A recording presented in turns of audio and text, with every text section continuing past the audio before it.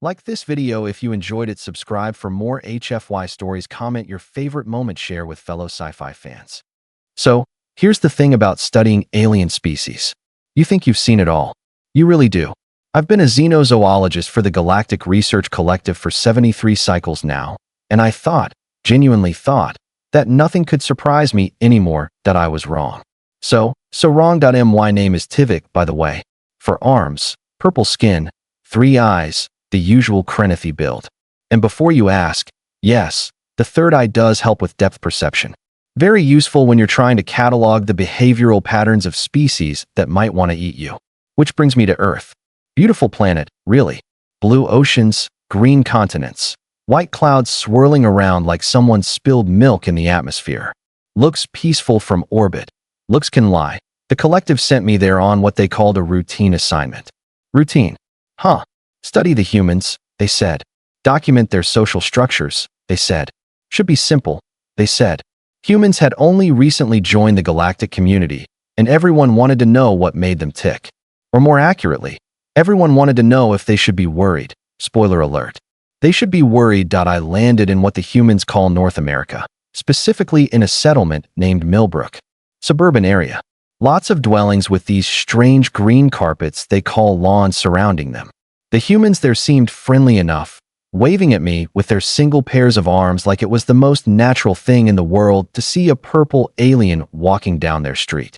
One of them even offered me something called a casserole, which I politely declined because I had no idea what was in it, and I prefer not to die on assignment. The human family I was assigned to study called themselves the Hendersons. Tom Henderson, the adult male. Linda Henderson, the adult female. And then there was Max, sweet merciful stars above. There was Max Henderson. Age 2.5 Earth years, according to my data pad. Height, approximately 90 centimeters. Weight, 13.6 kilograms. Threat assessment based on preliminary scans. Minimal. Again, data can lie.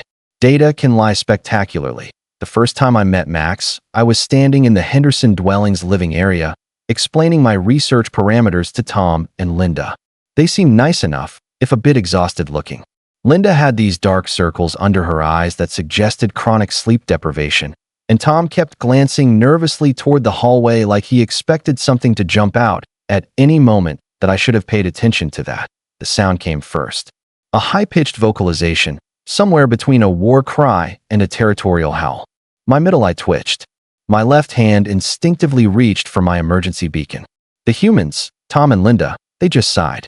Actually sighed, like this was normal. Then Max appeared. That he came around the corner at full sprint, moving with a speed that should have been impossible for those tiny legs. His hands, both of them, were raised above his head. He was wielding what appeared to be a wooden weapon, painted to look like some kind of earth blade.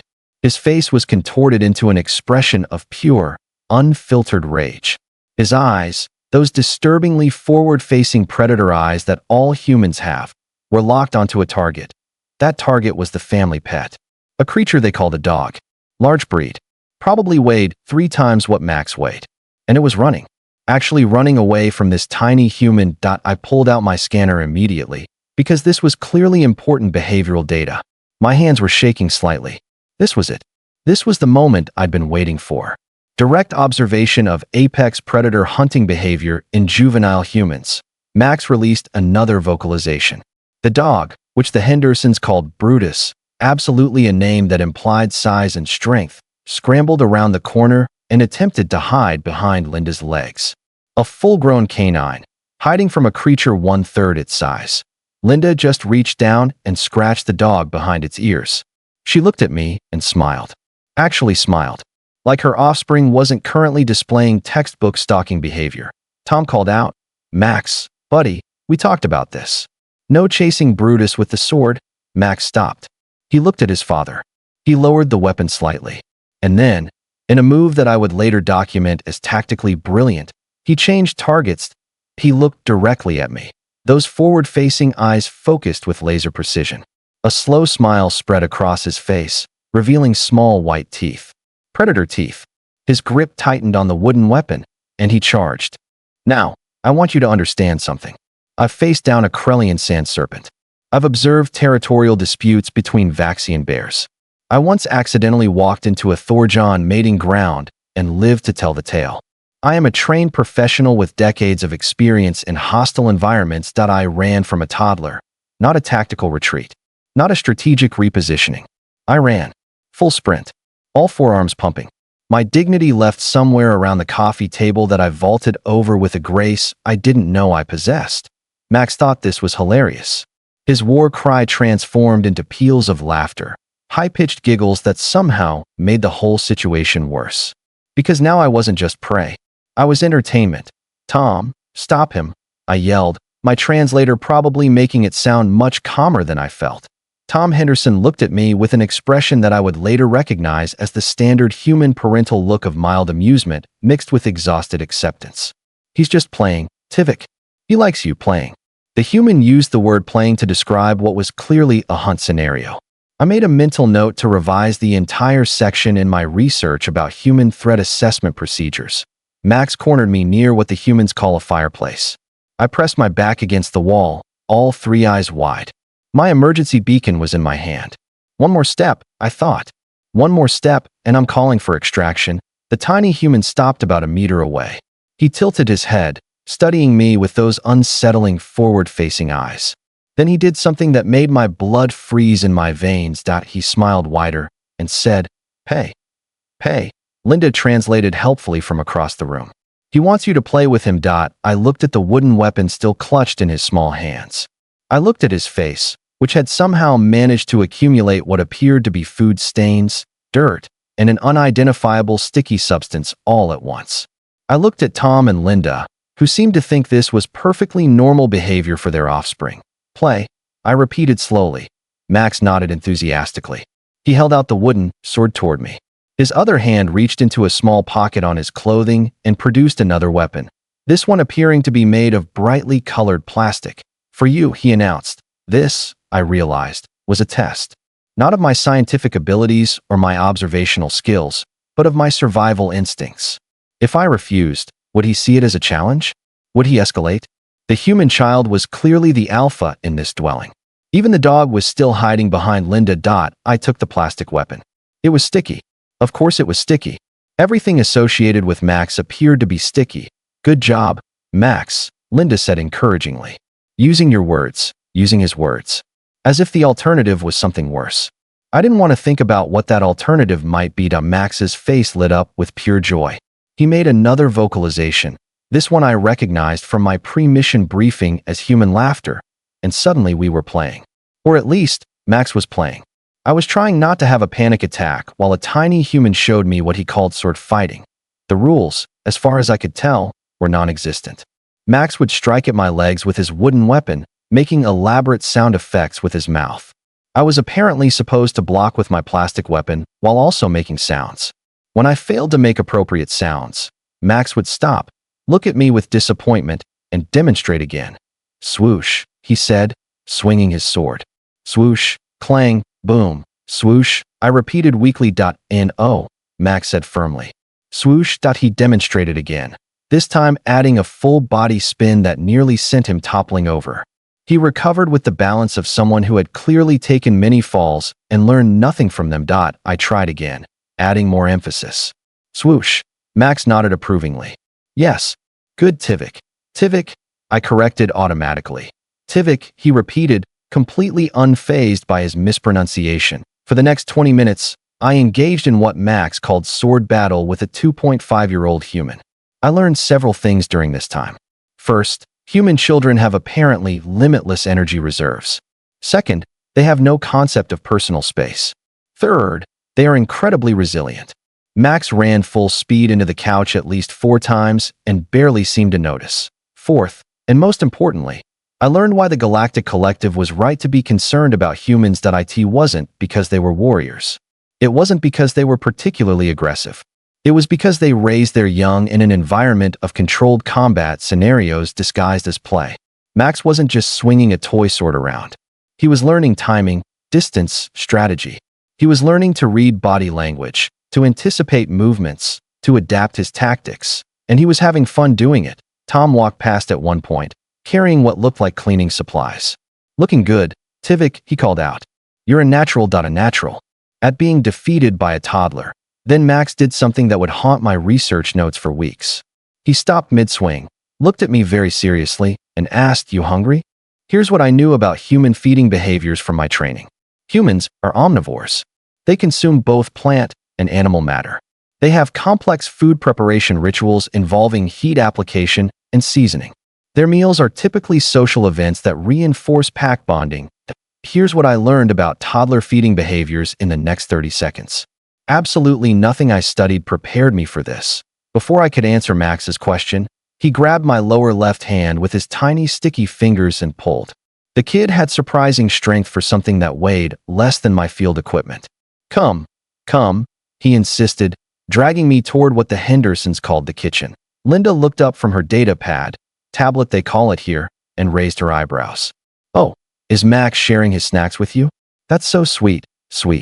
She used the word sweet. I was about to find out that human definitions of words are very, very flexible. Max released my hand and ran to a lower cabinet. He yanked it open with the confidence of someone who had done this approximately 7,000 times. Inside was what I can only describe as a stockpile. Packages of various colors and sizes, all featuring bright images and text designed to catch attention. This was Max's territory. His resource cached, he began pulling items out and presenting them to me one by one. "Cookie," he announced, holding up a package. "Crackers. Fruit snack. Cheese." The cheese, I noticed with growing alarm, did not require refrigeration. It came in individual plastic wrapping and was bright orange. Nothing in nature is that color orange. Nothing.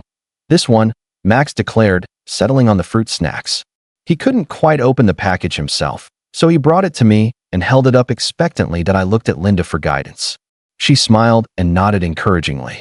"Go ahead and open it for him. He's being very generous right now. This won't last." That last part sounded ominous, but I took the package. My hands, all four of them, struggled with the human packaging for a moment before I finally tore it open. Max made an approving sound and reached in, grabbing a handful of the colorful gelatinous shapes. He popped one into his mouth and chewed with obvious satisfaction. Then, and I want you to really understand this, he grabbed another one and held it up to my face. "For you," he said. The small human was offering me food. Sharing resources. This was significant pack bonding behavior. In many species, resource sharing indicates trust and acceptance into the social group.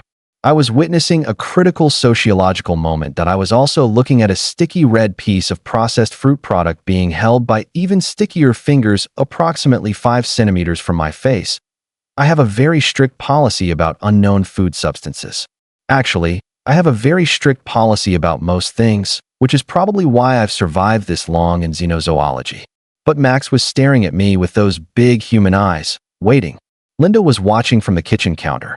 Even Brutus the dog had emerged from hiding and was watching this interaction. I took the fruit snack. I analyzed it briefly with my scanner. The readout showed mostly sugar, some preservatives, artificial coloring, and something called natural flavoring, which was decidedly unhelpful as a description. Nothing immediately toxic to my biology. I ate it. Max's face transformed into pure delight. He clapped his hands together, a human gesture of approval. "Yeah," he cheered. Yeah. And then he shoved the entire rest of the handful into his own mouth at once. His cheeks bulged like a storage creature preparing for winter. Linda sighed from across the room, but didn't intervene. Apparently, this was also normal. For the next several minutes, Max and I sat on the kitchen floor, and he carefully distributed fruit snacks between us. Well, carefully is generous. His distribution method seemed to involve giving me one, eating 3 himself, dropping 2 on the floor, and then looking confused about where they went. The dog, sensing opportunity, had slowly crept closer and was now cleaning up the dropped snacks. Max noticed and pointed. "Brutus eating," he observed. "Yes," I confirmed. "Brutus is eating." Max found this hilarious for reasons I couldn't comprehend.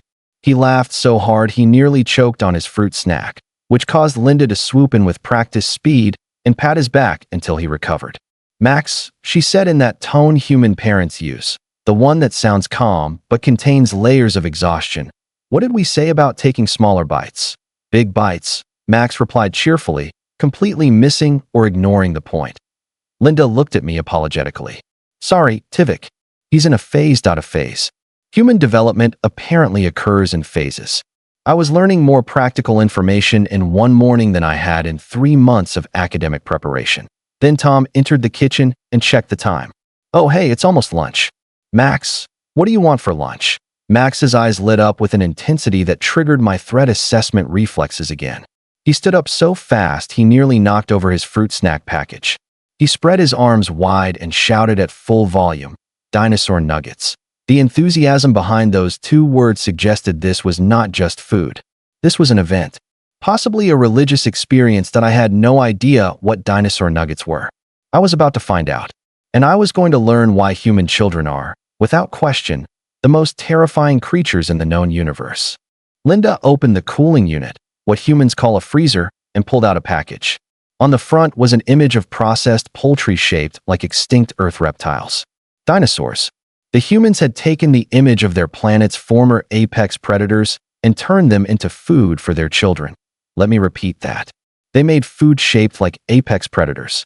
For their toddlers, this wasn't just nutrition. This was psychological conditioning. This was teaching their young, from the earliest age possible, that they were the top of the food chain. That even the mighty creatures that once ruled their planet were nothing more than a snack, that I was observing military-grade propaganda disguised as lunch. Tom preheated the heating unit, oven in their language, while Max ran circles around the kitchen island. He was chanting something that sounded like Dino, Dino, Dino on repeat. His energy levels had somehow increased. I checked my scanner to see if he was vibrating at a frequency beyond normal perception. He was not, though it was close. Linda caught my expression and laughed. First time seeing a toddler before lunch?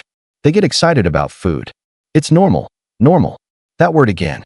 I was beginning to suspect that humans had a very different definition of normal than the rest of the galaxy. The oven beeped. Tom retrieved the nuggets and placed them on a plate, then set them on the table to cool. Max immediately tried to climb into his chair, which was specially designed with restraints. Restraints. For eating. The humans restrained their children during feeding times. When I raised my concerns about this, Linda explained it was to prevent Max from escaping mid-meal. Escaping. The child was a known flight risk during nutrition consumption. Max sat in his chair, or rather, bounced in his chair while making engine noises. His legs swung back and forth with metronomic precision. His eyes never left the nuggets. He was locked on target. Tom brought the plate closer and tested the temperature of one nugget before nodding approval. "Okay, buddy, they're cool enough. Remember to chew." Max grabbed a nugget shaped like a long-necked herbivore, a brachiosaurus according to my database, and bit its head off. He held up the headless dinosaur body and roared. Actual roaring sounds. Then he consumed the rest. That he's recreating the extinction event, I whispered to Linda, who was standing next to me. She snorted, which I learned is a human laughter sound. That's one way to look at it, I suppose. Want to try one? They're pretty good, actually. I declined. I had already consumed enough strange human food for one day cycle. But I observed carefully as Max systematically worked through his plate of dinosaur nuggets. He provided running commentary for each one. "This T-Rex," he announced, biting it. "This one Triceratops. This one pterodactyl," that he knew the names.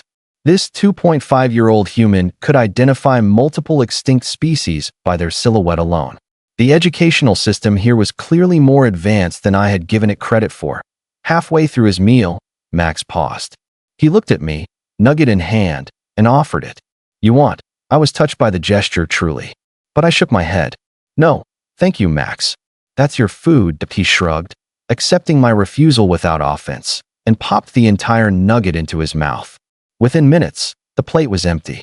Max had consumed his body weight in dinosaur-shaped poultry, or so it seemed. "All done," he announced proudly, showing his empty hands. Linda wiped his face with a cloth, removing layers of food debris. "Good job, Max. Now it's nap time." The change was immediate and dramatic. Max's expression shifted from joy to betrayal. "No," he said firmly. "No nap.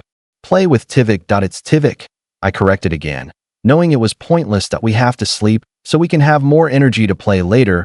Linda explained with the patience of someone who had this conversation daily. Max repeated, louder this time. His face was reddening, a sign of increased emotion in humans. Nap. This was it. The resistance phase. I had read about this. Human children often fought against necessary rest periods, seeing them as a disruption to their activities. It was a test of the parental authority structure. Tom picked Max up from his chair despite the protests. Max began what I can only describe as a tactical wriggling maneuver, trying to escape his father's grip. He reached toward me. Tivvik, help.o, stars above. The child was forming alliances. He was trying to recruit me to his cause. This was sophisticated coalition-building behavior typically seen in adult political structures. Sorry, Max, I said, backing away slightly. I think your parents are right. You need rest. Max's face crumpled. The betrayal was complete. He released a wail that I'm fairly certain violated several noise ordinance regulations. Tom carried him down the hallway toward his sleeping quarters, Max's cries echoing through the dwelling.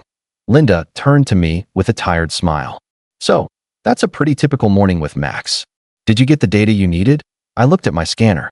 It had recorded everything. Hours of behavioral data, combat training disguised as play, resource sharing rituals, symbolic consumption of extinct apex predators, alliance formation attempts, resistance to authority. I had enough material for 6 research papers and possibly a strongly worded warning to the Galactic Council. Yes, I said slowly. I believe I have everything I need. From down the hall, Max's protests had quieted to occasional whimpers, then silence. He had finally surrendered to sleep. The dwelling felt strangely peaceful. Linda offered me something called coffee, which I accepted because I needed time to process what I had witnessed. We sat in the living area, and she asked what I thought of humans so far. I considered my words carefully. You train your young for combat, through play. You feed them representations of predators. You teach them negotiation and alliance building before they can properly speak. And you do all of this while calling it normal parenting. Linda laughed. When you put it that way, it does sound intense. But honestly, Max is just being a regular kid. They're all like this. High energy, curious, testing boundaries. It's how they learn about the world. A regular kid. All of them. I filed my report to the Galactic Collective that evening. My conclusion was simple. Humans are not dangerous because they're warriors. They're dangerous because they turn their children into warriors while calling it childhood. They train apex predators and call them toddlers. And the most terrifying part? They don't even realize they're doing it. Max Henderson, age 2.5 Earth years. Height 90 centimeters. Weight 13.6 kilograms. Threat assessment, extreme, but also, and I added this to my personal notes, really good at sharing fruit snacks.